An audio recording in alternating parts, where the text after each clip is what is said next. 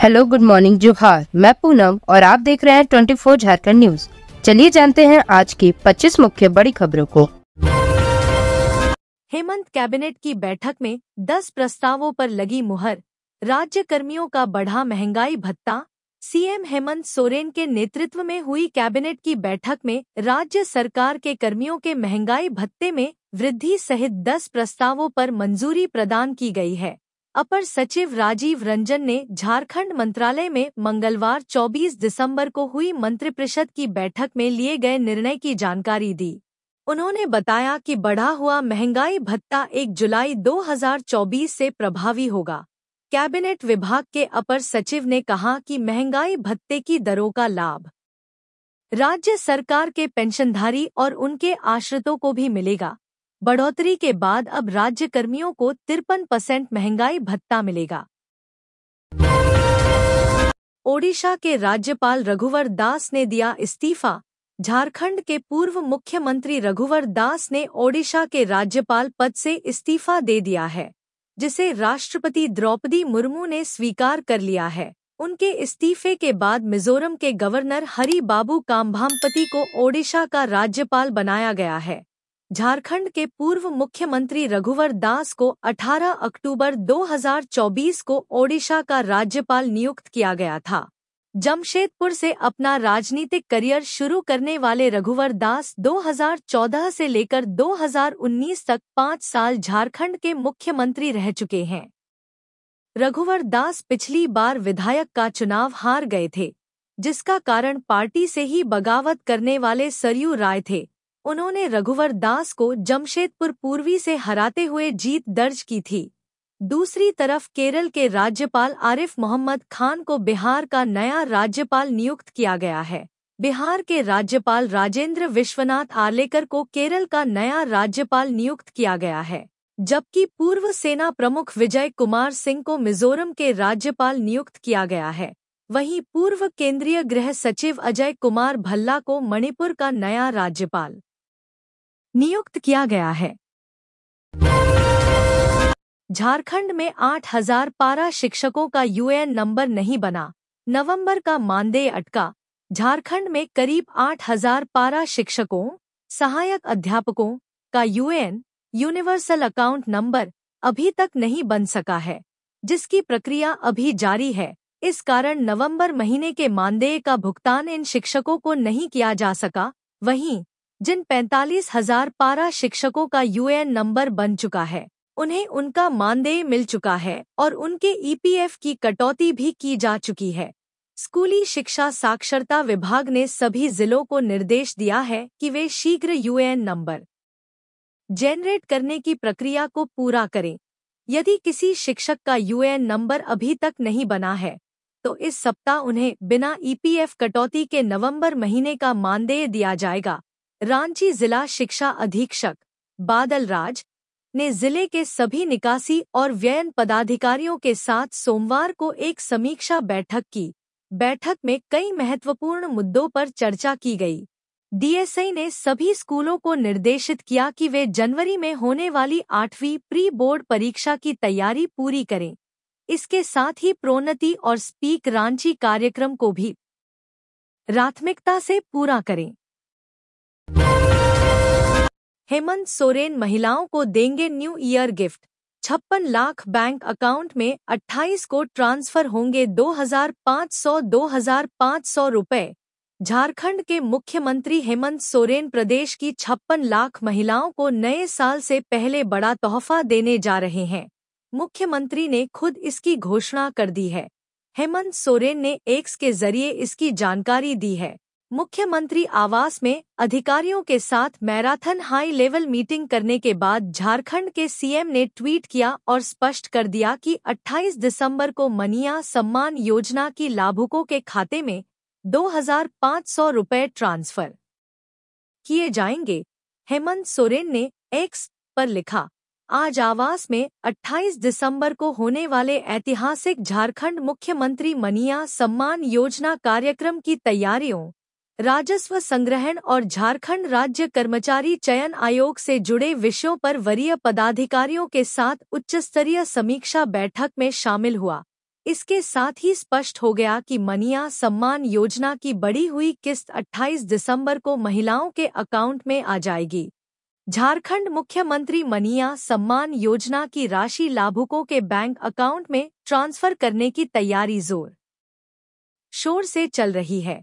नामकुम के कुटिया चौक आर्मी मैदान में भव्य कार्यक्रम का आयोजन होगा। इस दिन मुख्यमंत्री हेमंत सोरेन मनीया सम्मान योजना के तहत 2,500 रुपए लाभुक महिलाओं के खाते में भेजने की शुरुआत करेंगे। करीब 56 लाख महिलाओं के खाते में यह राशि भेजी जाएगी। मारवाड़ी महिला कॉलेज के पास पुलिस चला रही विशेष अभियान। छेड़खानी की घटना को लेकर बड़ी मुस्तैदी। रांची के मारवाड़ी विमेंस कॉलेज के पास कोतवाली थाना प्रभारी पुलिस दल के साथ विशेष अभियान चला रहे हैं। इस दौरान अड्डेबाजी वाले स्थानों, अवैध दुकानें और पार्किंग को लेकर कार्रवाई की गई है। कॉलेज के पास फालतू का जमावड़ा लगाने वाले लोगों को खदेड़ा जा रहा है। बता दें कि कुछ दिनों पहले अपर बाजार के बालिका स्कूल की छात्रा के साथ छेड़खानी हुई थी। इसका आरोपी फिरोज पकड़ा गया है। इसके बाद से रांची पुलिस छेड़खानी की घटनाओं को रोकने के लिए मुस्तैद है। महिला शिक्षण संस्थानों के आसपास से मंचलों और अवैध दुकानों को हटाया जा रहा है। कई स्थानों पर सीसीटीवी लगाए गए हैं। इंटर के विद्यार्थियों के लिए खुशखबरी। बिना फाइन दिए इस तारीख तक भरे परीक्षा form. Jharkhand academic council JAC board से इंटर की परीक्षा देने वाले विद्यार्थियों के लिए अच्छी खबर है। बोर्ड ने आपको बिना फाइन के परीक्षा फॉर्म भरने का एक और मौका दिया है। अब 28 फरवरी तक बिना विलंब शुल्क के परीक्षा फॉर्म भर सकते हैं। इसके बाद अगर आप फॉर्म भरेंगे तो आपको विलंब शुल्क यानी लेट फाइन देना पड़ेगा। झारखंड अधिविद्य परिषद जैक की ओर से यह जानकारी दी गई है। जैक बोर्ड ने कहा है कि आर्ट्स, साइंस और कॉमर्स के इंटरमीडिएट के स्टूडेंट्स वर्ष 2025 की वार्षिक परीक्षा का फॉर्म अभी बिना विलंब शुल्क के भर सकते हैं। काउंसिल के सचिव की ओर से इस संबंध में सूचना जारी कर दी गई है। इसके मुताबिक स्टूडेंट्स अगर 28 दिसंबर तक फॉर्म भर लेते हैं तो उनसे विलंब शुल्क नहीं लिया जाएगा। 28 दिसंबर के बाद फॉर्म भरने वाले विद्यार्थी को विलंब शुल्क का भी भुगतान करना होगा। सचिव ने कहा है कि परीक्षा फॉर्म ऑनलाइन ही भरे जाएंगे। परीक्षा के लिए एप्लीकेशन फॉर्म भरने और चालान जनरेट करने की तारीख तय कर दी गई है। बता दें कि इस बार झारखंड बोर्ड की वार्षिक परीक्षा 11 फरवरी 2025 से शुरू हो रही है। मृत होमगार्ड के आश्रित को वन टाइम व्यवस्था के तहत मिलेंगी सभी सुविधाएं। सीएम हेमंत ने दी सहमति। दिनांक 15 नवंबर 2000 से झारखंड गृह रक्षक स्वयंसेवक नियमावली 2014 के लागू होने के पूर्व कर्तव्य के दौरान मृत गृहरक्षकों के आश्रितों को मानवीय आधार पर एवं विशेष परिस्थिति में नियमों को शिथिल किया गया है।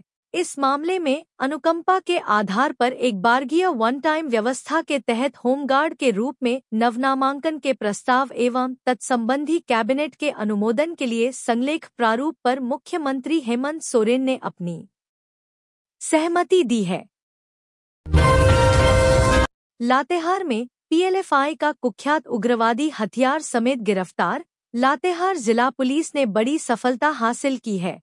पुलिस द्वारा सर्च ऑपरेशन में पीएलएफआई के कुख्यात उग्रवादी कैला यादव उर्फ संदीप जी को गिरफ्तार कर लिया गया है। गिरफ्तार उग्रवादी पलामू जिले के पांकी थाना क्षेत्र का रहने वाला है। गिरफ्तार उग्रवादी के पास से एक पिस्टल और साथ में गोलियां भी बरामद की गई है। दरअसल लातेहार एसपी कुमार गौरव को गुप्त सूचना मिली थी कि पीएलएफआई का उग्रवादी कैला यादव लातेहार जिले के मनिका थाना क्षेत्र के डोंकी गांव के आसपास भ्रमणशील है। कैला यादव क्षेत्र में किसी घटना को अंजाम देने की योजना बना रहा है। सूचना के बाद एसपी के निर्देश पर पुलिस की एक टीम गठित की गई और उग्रवादी की गिरफ्तारी के लिए छापेमारी की गई। पुलिस ने घेराबंदी कर जब छापेमारी अभियान चलाया तो उग्रवादी ने भगने का प्रयास किया, लेकिन पुलिस ने उसे धर दबोचा।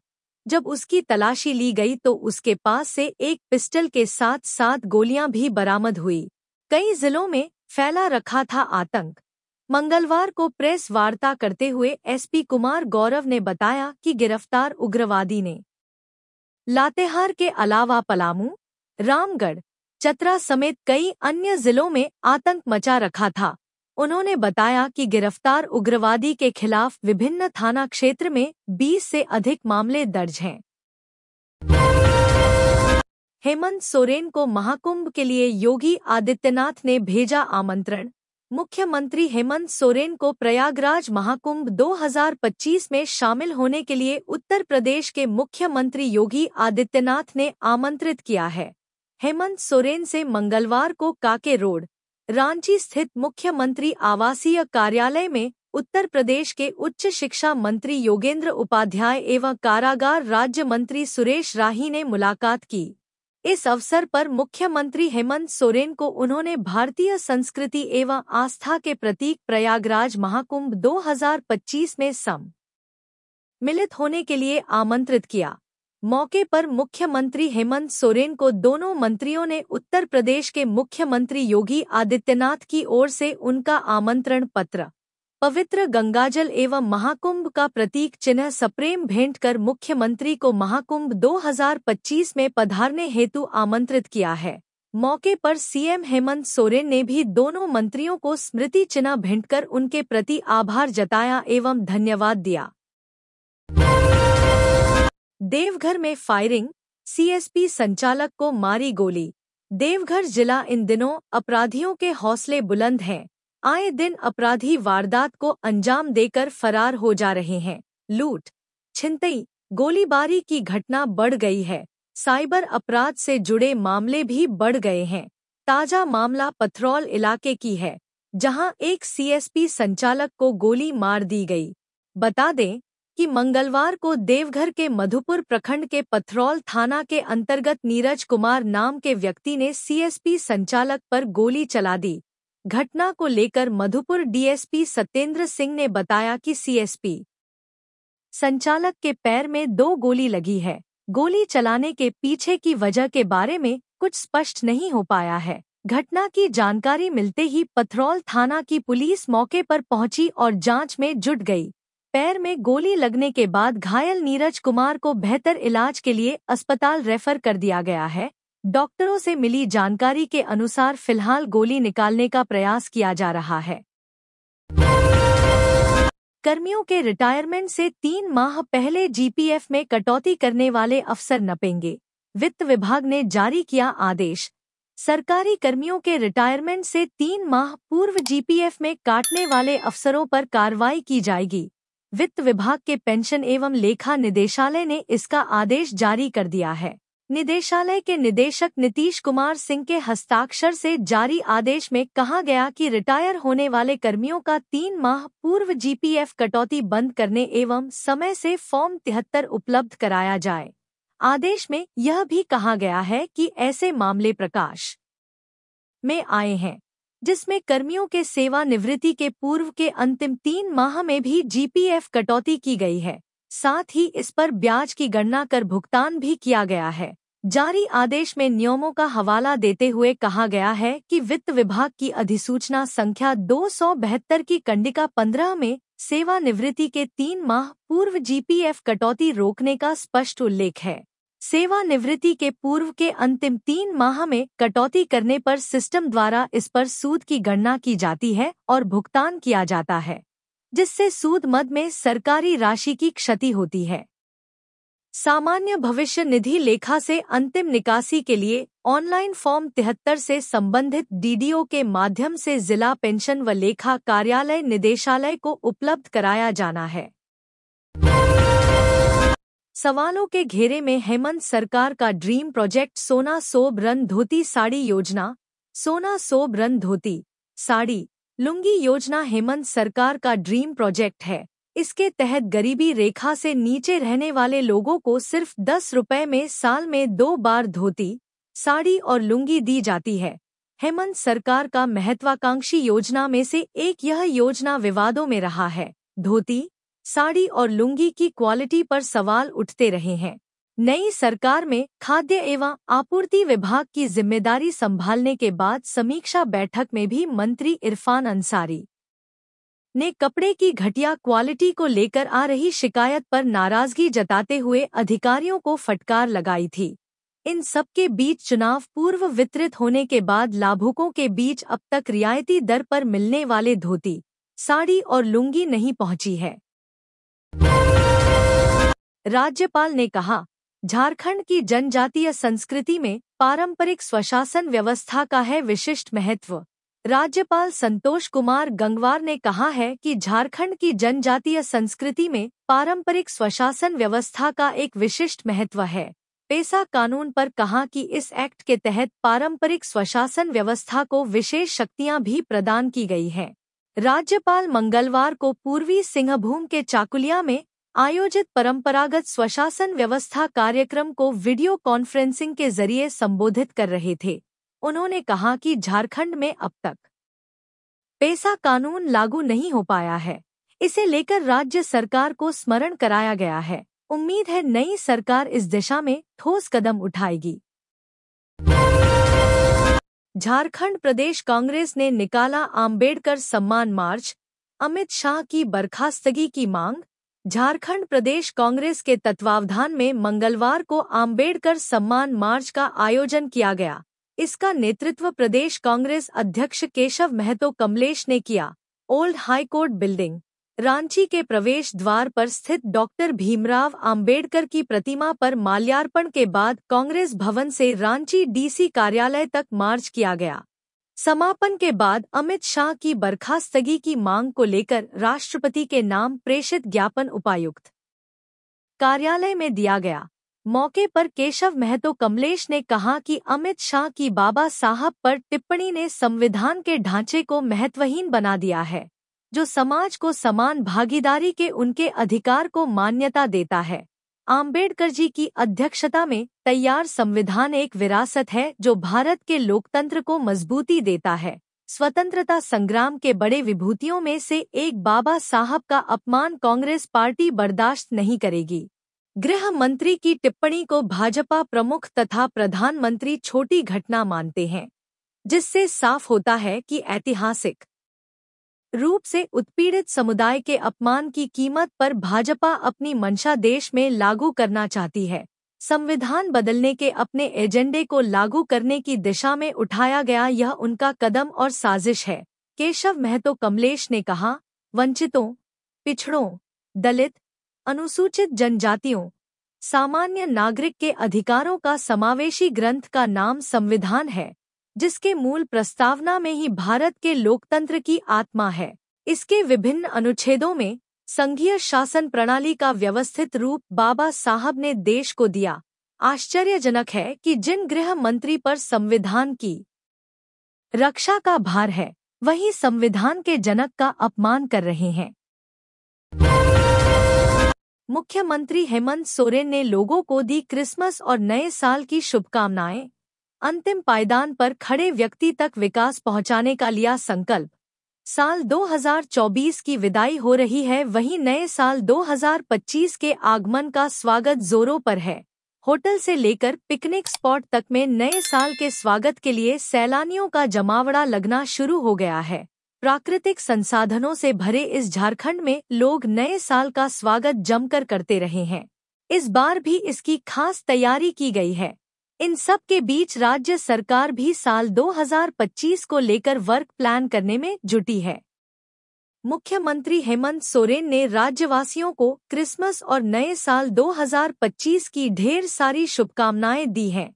मंगलवार को कैबिनेट की बैठक के बाद मुख्यमंत्री ने मीडिया कर्मियों से झारखंड मंत्रालय में संबोधित करते हुए नए साल की शुभकामना व्यक्त की और उम्मीद किया कि आने वाला समय राज्य के लोगों के लिए खुशियों भरा रहेगा। मुख्यमंत्री हेमंत सोरेन ने कहा है कि राज्य सरकार की मंशा है कि सरकार की आवाज इस राज्य के अंतिम पायदान में खड़ा व्यक्ति तक पहुंचे और इस राज्य के सर्वांगीण विकास का हम उनका हिस्सा बनाएं। उन्होंने कहा कि नए साल में राज्य को बेहतर और दूरदर्शी बनाने की दिशा में हम सभी मिलकर कदम बढ़ाएं, यह प्रयास होना चाहिए। पेसा कानून को लागू करने को लेकर पूछे गए सवाल का जवाब देते हुए मुख्यमंत्री ने कहा कि हमने कहा है कि यह सरकार इस राज्य की भावना के अनुरूप कार्य करती है। इस दिशा में पहले से ही चर्चा की जा रही है। निश्चित रूप से बहुत जल्द इस पर निर्णय लेकर आप लोगों को अवगत कराया जाएगा। डांसर पूजा कुमारी हत्याकांड का सनसनीखेज खुलासा। बिहार से 60,000 रुपए में आया था शूटर। डांसर पूजा कुमारी उर्फ सावित्री देवी की हत्या के रहस्य से पर्दा उठाते हुए पलामू पुलिस ने चौंकाने वाले खुलासे किए हैं। इस मामले में पुलिस ने पूजा के प्रेमी सहित 4 आरोपियों को गिरफ्तार किया है। गिरफ्तार किए गए आरोपियों के पास से हत्या में इस्तेमाल की गई देसी कट्टा और फिरौती के 10,000 रुपए बरामद हुए हैं। 22 दिसंबर को पलामू के हुसैनाबाद थाना क्षेत्र के हरिहर चौक पर पूजा कुमारी की गोली मारकर हत्या कर दी गई थी। इस मामले की गंभीरता को देखते हुए पुलिस ने एसआईटी का गठन किया था। कार्रवाई के तहत पुलिस ने पलामू के छतरपुर थाना क्षेत्र से पूजा के प्रेमी संदीप कुमार सिंह, बिहार के औरंगाबाद से मुख्य शूटर पप्पू कुमार शर्मा, छतरपुर के रवि विश्वकर्मा और शूटरों को मिलवाने वाले शुभम कुमार सिंह को गिरफ्तार किया है।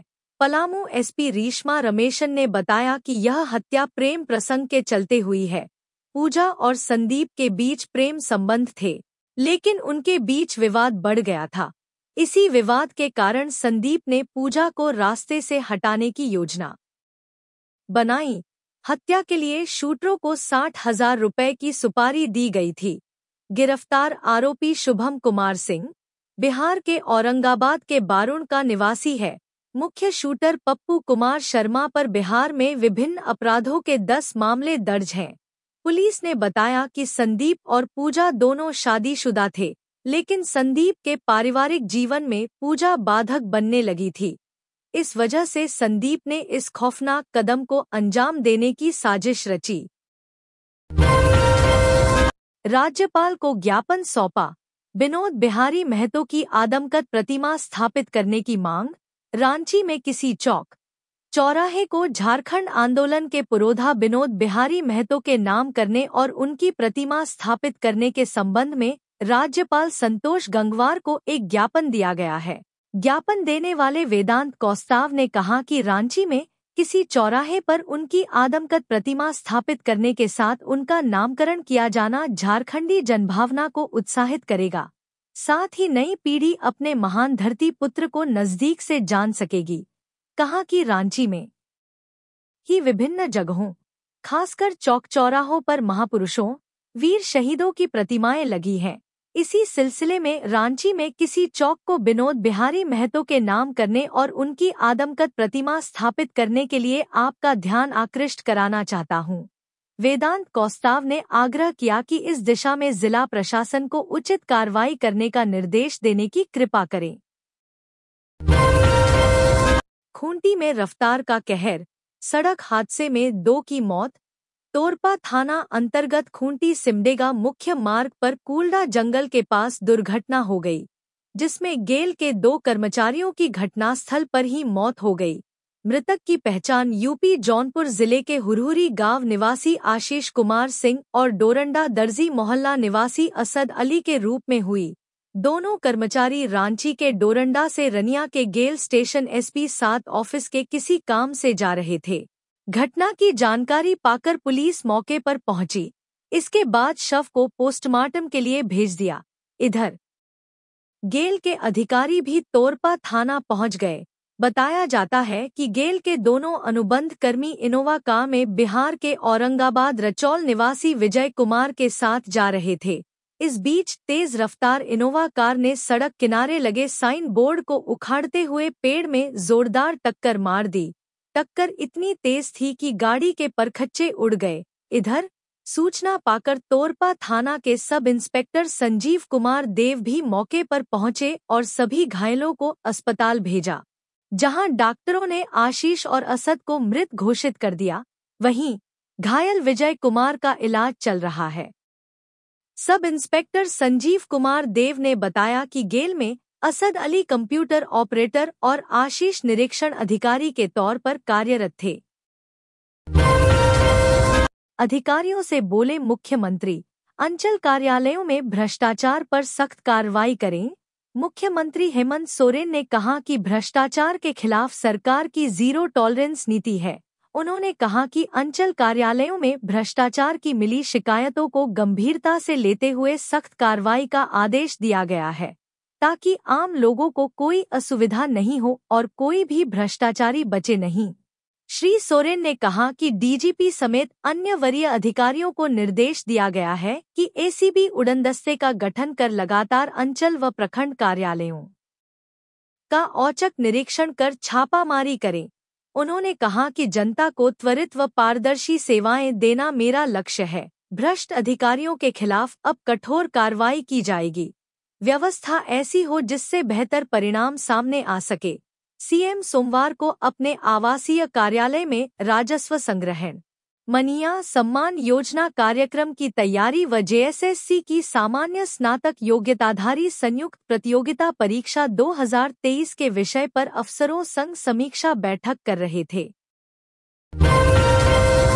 जमीन और लघु वन उपज पर होगा जनजातीय समुदाय का अधिकार, रांची में बोले पंचायती राज सचिव विवेक भारद्वाज। पेसा डे पर झारखंड की राजधानी रांची के रेडिशन ब्लू में राष्ट्रीय कार्यशाला किया गया। इसका उद्देश्य पेसा अधिनियम को लेकर लोगों को जागरूक करना और सरकारों द्वारा इस दिशा में की गई पहल से उन्हें अवगत कराना था। कार्यक्रम में भारत सरकार के पंचायती राज विभाग के सचिव विवेक भारद्वाज, मंत्री दीपिका पांडे सिंह, झारखंड पंचायती राज विभाग की निदेशक निशा उरांव, पंचायती राज विभाग के संयुक्त सचिव आलोक प्रेम नागर, वरिष्ठ पत्रकार सुधीर पाल सिंह समेत कई लोग उपस्थित थे। इस अवसर पर पेसा अधिनियम के महत्व पर प्रकाश डालते हुए सचिव विवेक भारद्वाज ने बताया कि अधिनियम के द्वारा पेसा क्षेत्र की जमीन, लघु वन उपज, लघु खनिज पर जनजातीय समुदाय का अधिकार होगा। पेसा अधिनियम के कार्यशाला के दौरान सचिव विवेक भारद्वाज ने पेसा के ऊपर किए जा रहे कार्यों और पंचायतों में ज्ञान केंद्रों के निर्माण कार्यों को सराहा। साथ ही विभाग द्वारा पेसा गांड के निर्माण पर भी विभाग की सराहना की। वहीं संयुक्त सचिव आलोक नागर द्वारा पेसा अधिनियम के तहत जनजातीय समुदाय को प्रदत्त की गई शक्तियों के ऊपर प्रकाश डाला गया। तो ये थी आज की झारखंड की टॉप बड़ी खबरें। इसी तरह झारखंड की हर छोटी सी बड़ी खबर देखने के लिए आप हमारे चैनल 24 झारखंड न्यूज को सब्सक्राइब करके बेल आइकन प्रेस कर ले, जिससे झारखंड की हर छोटी सी बड़ी खबर की अपडेट आप तक पहुंचता रहे। तो आज के लिए बस इतना ही। हमें दीजिए इजाजत, फिर मिलते हैं नेक्स्ट न्यूज में।